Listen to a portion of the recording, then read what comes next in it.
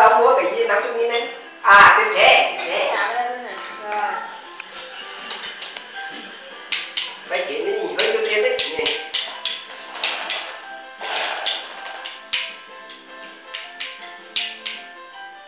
Ngồi đi con.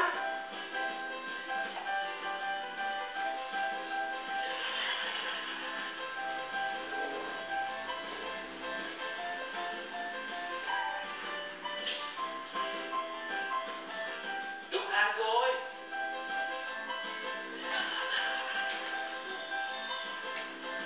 Đây là con trái là con gái.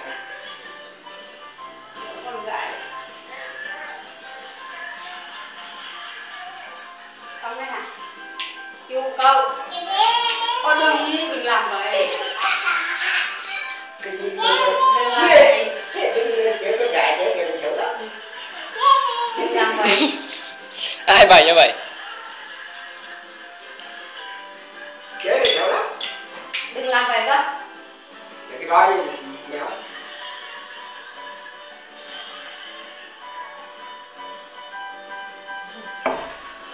Ra xuống lại người ta bụi con. Ra xuống đi. Gọi lại con. Chúng ta giờ con chó đi. Chó giống như luôn đi.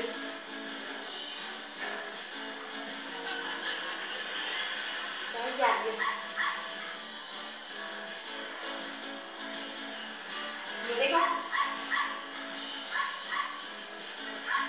Đi luôn chơi nhanh đi đó. Không. Ba nơi.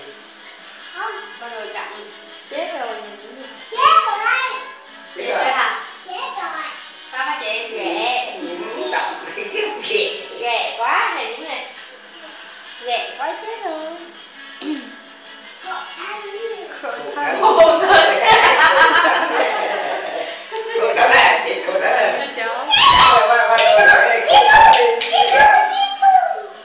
Khổ thân này, chị khổ thân này. Khổ thân bà. Kìa khổ thân chó này. Khổ thân.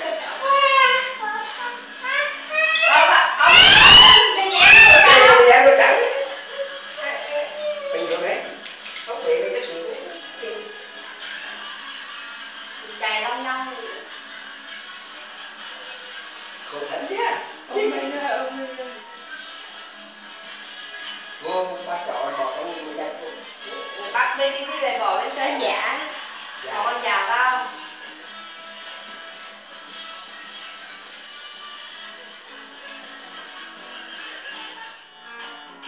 Nó lừa độc nha.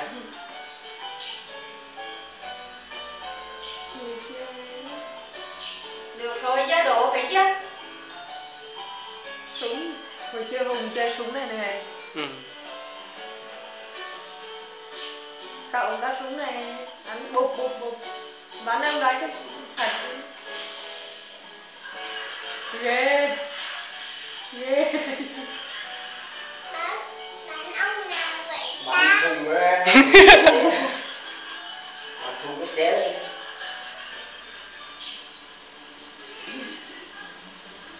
Giờ lên.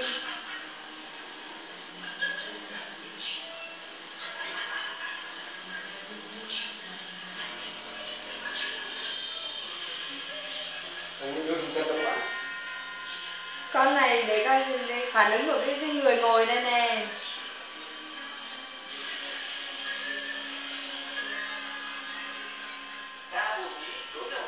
Cậu ngồi.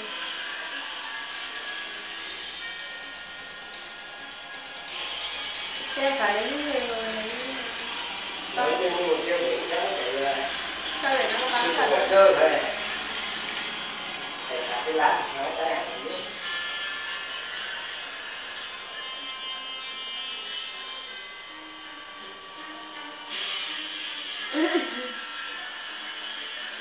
Phải rồi. Ai cũng vậy. Phải nhé lên. Cái con này là người lì thôi.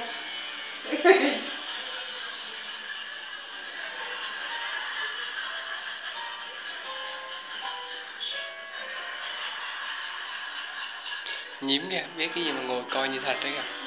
Con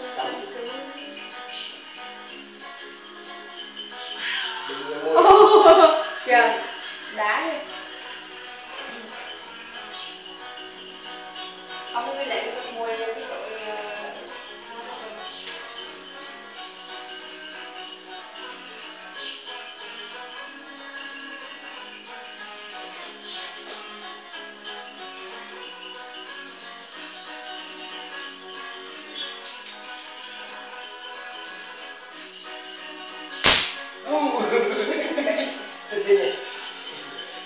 Tin này.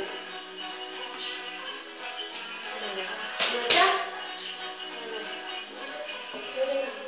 No rồi tôi mang lại thôi. Nước không để đây là nước. Một Cho cái đến đen nước này. em uống cận. No rồi bạn.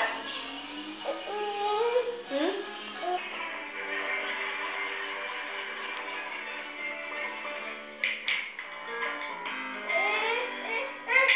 Ngăn rồi hả?